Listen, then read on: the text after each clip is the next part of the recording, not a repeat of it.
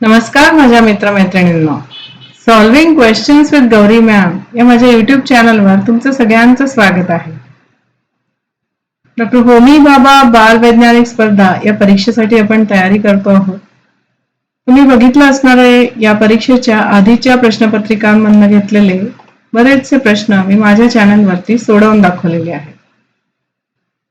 हे प्रश्न सोडवून दाखवत असताना चारही पर्यायांचं एक्सप्लेनेशन मी कायम देत आली आहे. त्याच्यामुळे तुम्हाला ती जी कन्सेप्ट, तो जो पॉइंट क्वेश्चन्स मध्ये विचारलेला आहे तो क्लिअर होतो.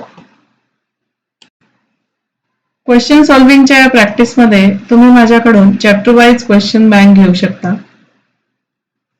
यामध्ये 300 पेक्षा जास्त क्वेश्चन्स विथ आन्सर की तुम्हाला मिळणार आहेत आणि याच्याबरोबरच 4 मेगा टेस्ट पण इन्क्लुडेड आहेत. हे पूर्णपणे ऑनलाईन मोडवरती मी तुम्हाला प्रोव्हाइड करू शकते. याची फीस अगदीच नॉमिनल आहे. या व्हॉट्सअप नंबरवरती फी पेमेंट केल्यानंतर मी तुम्हाला ही क्वेश्चन बँक प्रोव्हाइड करू शकते. हे क्वेश्चन बँक नक्की घ्या.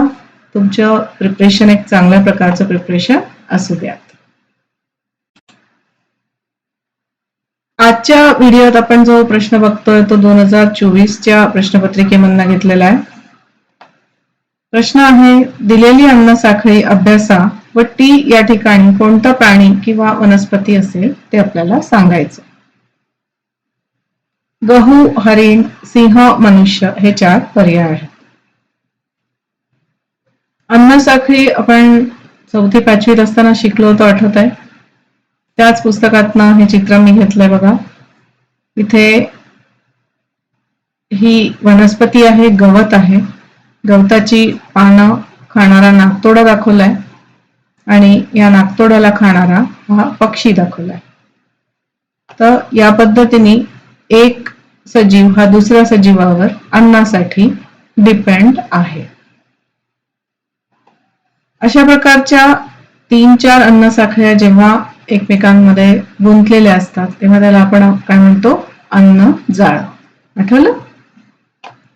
इथे वनस्पती ज्या आहेत त्या सूर्यप्रकाशाचा वापर करून स्वतःचं अन्न स्वतः बनवत आहेत, त्यामुळे त्यांना आपण काय म्हणतो? उत्पादक.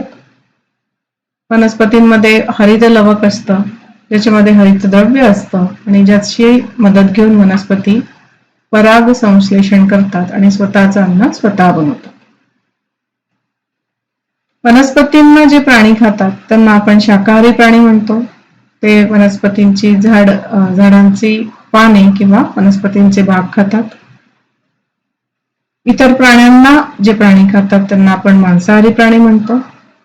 आणि दोन्ही म्हणजे वनस्पतींचे भाग, वनस्पतींची पाने आणि इतर प्राणी या दोन्हींना खाणारे जे प्राणी असतात त्यांना आपण मिश्राहारी प्राणी म्हणतो.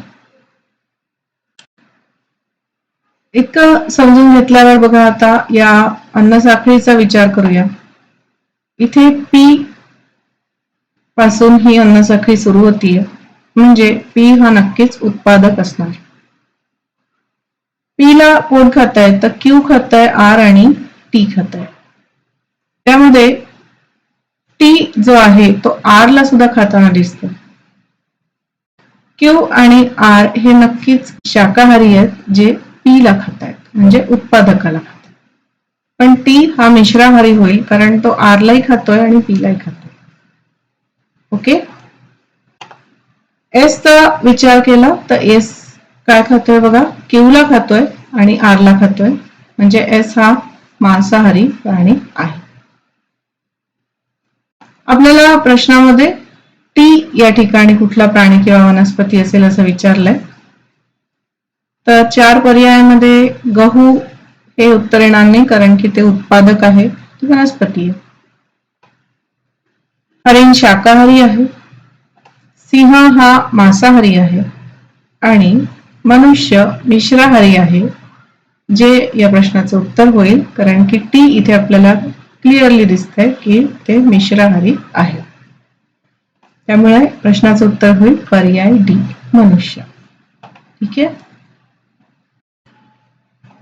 चला आता मग आजचा व्हिडिओ इकडेच थांबवते आहे.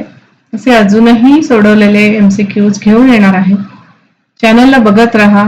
लाईक शेअर सबस्क्राईब नक्की करा. तुमच्या मित्रमैत्रिणींना चॅनल बद्दल नक्की सांगा. भेटत राहूया. टाटा.